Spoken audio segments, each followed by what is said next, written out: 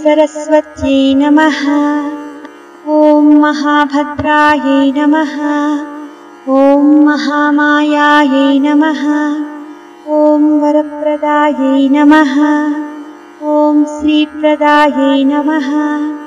ॐ पद्मनिलयायै नमः। ॐ पद्माक्ष्यै नमः। ॐ पद्मवक्त्रायै नमः। ॐ शिवानुजायै नमः। ॐ पुस्तकभृते नमः।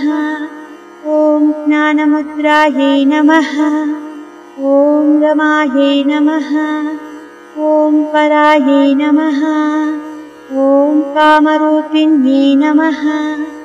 ॐ महाविद्यायै नमः। ॐ महापातकनाशिन्यै नमः। ॐ महाश्रयायै नमः।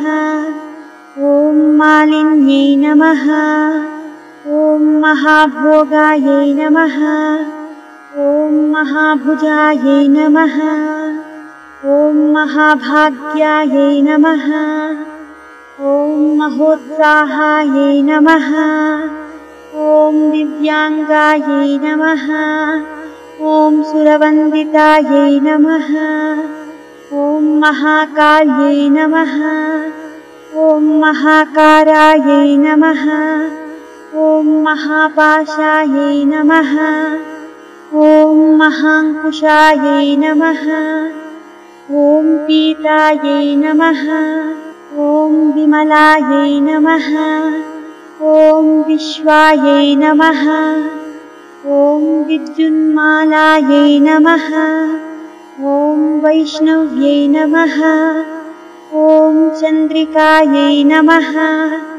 ॐ चन्द्रवदनायै नमः। ॐ चन्द्रलेखाविभूषितायै नमः। ॐ सावित्र्यै नमः। ॐ सुरसायै नमः। ॐ देव्यै नमः। ॐ दिव्यालङ्कारभूषितायै नमः।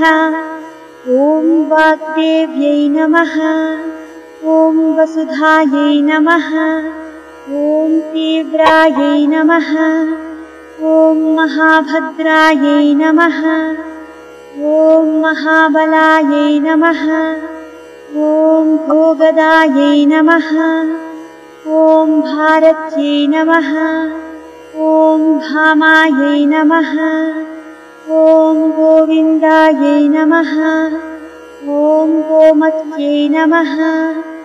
ॐ शिवायै नमः। ॐ जटिलायै नमः। ॐ विन्ध्यवासिन्यै नमः।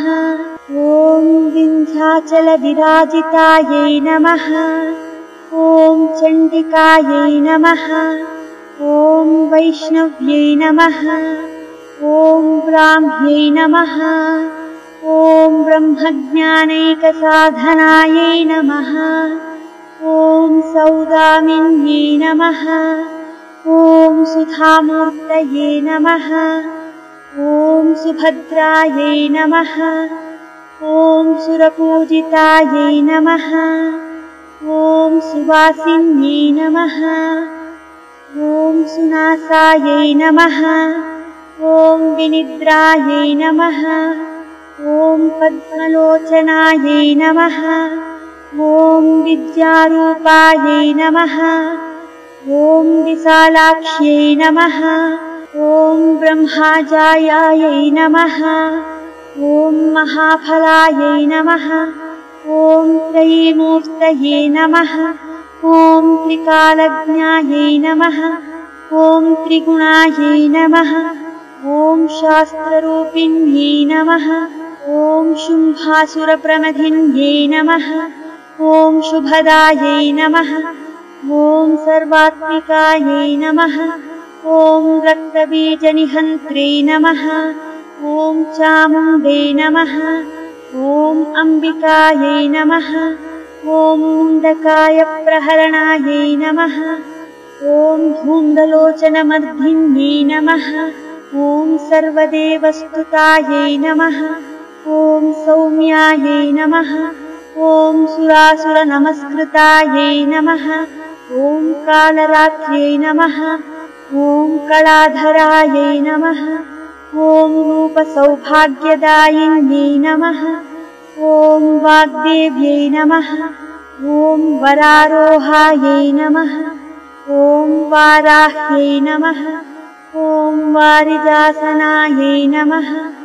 ॐ चित्राम्बरायै नमः। ॐ चित्रगन्धायै नमः। ॐ चित्रमाल्यविभूषितायै नमः। ॐ कान्तायै नमः। ॐ कामप्रदायै नमः। ॐ वन्द्यायै नमः। ॐ विद्याधरसुपूजितायै नमः। ॐ श्वेताननायै नमः। ॐ नीलभुजायै नमः। ॐ चतुर्वर्गफलप्रदायै नमः। ॐ चतुराननसाम्राज्यै नमः। ॐ रक्तमध्यायै नमः। ॐ निरञ्जनायै नमः। ॐ हंसासनायै नमः।